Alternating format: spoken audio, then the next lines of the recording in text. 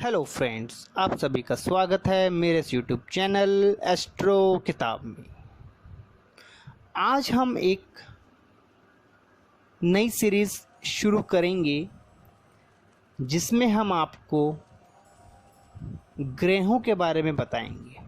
जैसे कि आपने पीछे मेरी वीडियोस में देखा होगा कि जिसमें हमने आपको ज्योतिष के जो मेजर एलिमेंट्स हैं उनके बारे में बताया, जिसमें ग्रह अपने आप में एक मेन एलिमेंट्स हैं जिसके बिना ज्योतिष हमारी कुछ नहीं है।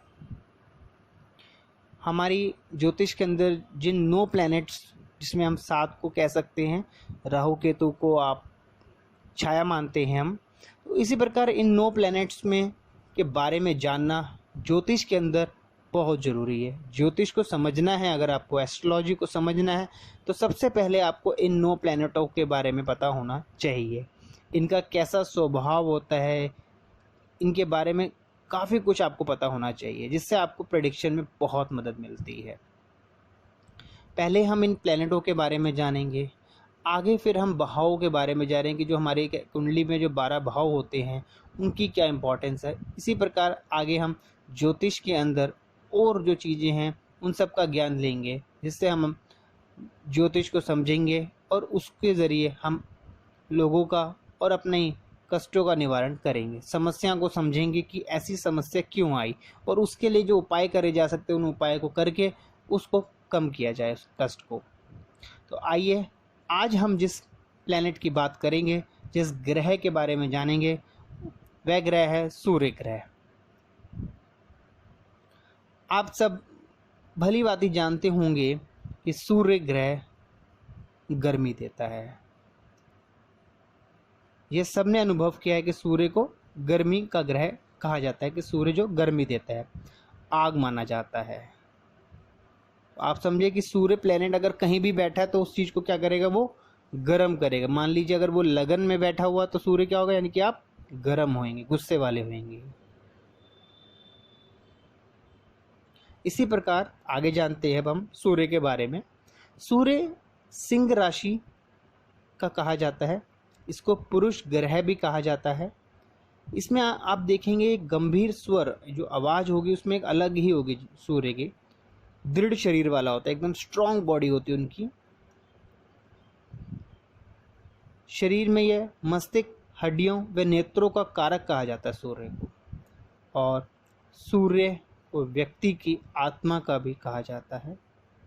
हमारी आत्मा को हम सूर्य से ही देखते हैं। सूर्य मीन्स राजा, और राजा के समान कौन होते हैं आपके घर में, पिता। तो पिता राजा को भी हम सूर्य ही कहा जाता है।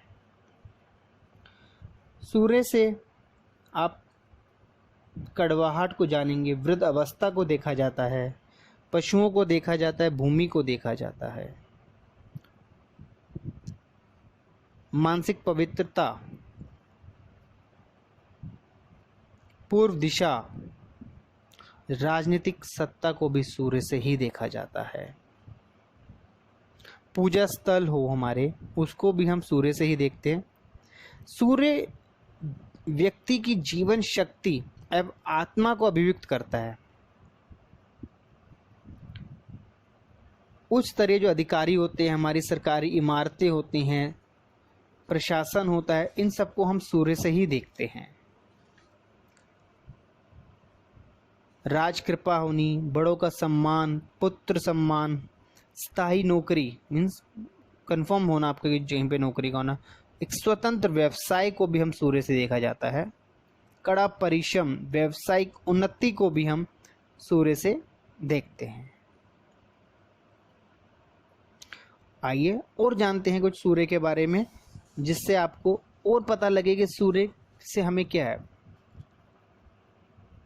सूर्य आप देखेंगे यह लाल होता है, लाल कलर का, इसलिए यह लाल वस्त्र धारण किए हुए है।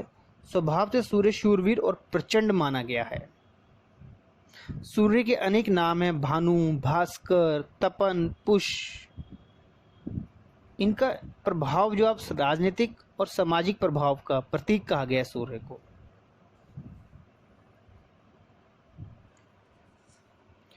अगर पाप प्रभाव पड़े सूर्य का व्यक्ति पे, तो उसको अहंकारी बनाएगा, वो तानाशाही बनाएगा, बचकाना हरकतें करने लगेगा, रौब डालने वाला बनाएगा, फिजूल खर्ची करेगा, वो अत्याचारी बनेगा।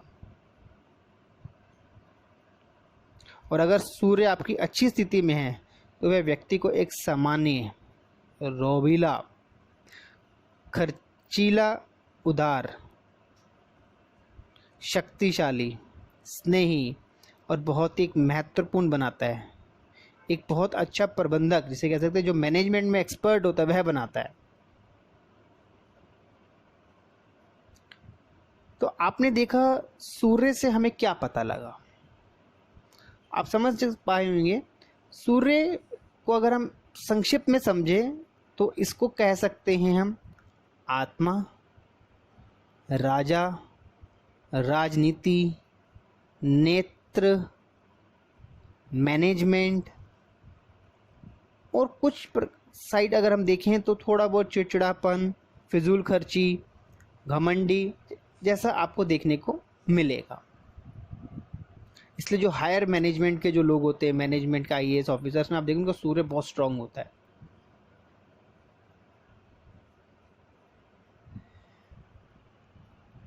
यह लगन में नवम और दशम भाव का एक स्थिर कारक कहा जाता है। आप कह सकते हैं अर्थात जब इन भाव को हम विचार करेंगे तो सूर्य की स्थिति पर विशेष ध्यान देना चाहिए। देखिए कि सूर्य किसके साथ बैठा है, किस स्थान पे बैठा है। ये सब बातों को आगे हम जानेंगे अपनी प्रैक्टिस के अंदर, जब हम जानेंगे कुंडलियों पे। हम अभी हमारा मकसद था सिर्फ आपको सूर्य के बारे में बताना, उससे क्या क्या चीज़ें उसकी कारक है, क्या सूर्य किस चीज़ को रिप्रेजेंट करता है। मैं उम्मीद करता हूँ कि आपको समझ में आया होगा कि सूर्य के बारे में, सूर्य देवता, सूर्य ग्रह के बारे में। आपको आगे हम जानेंगे चंद्रमा के बारे में, मंगल के बारे में, बुध के बारे में, व अन्य ग्रहों के बारे में। अगर अब आपको और किसी प्रकार की भी जानकारी लेना चाहते हैं, आप जानना चाहते हैं, तो आप हमें मेल कर सकते हैं। और मेरी आपसे यही रिक्वेस्ट रहेगी कि आप मेरे चैनल को आप शेयर कीजिए और सब्सक्राइब कीजिए, जिससे आपको ज्योतिष से जुड़ी जानकारियाँ समय समय पर मिलती रहेंगी। अब हम आपसे विदा लेते हैं। राधे राधे।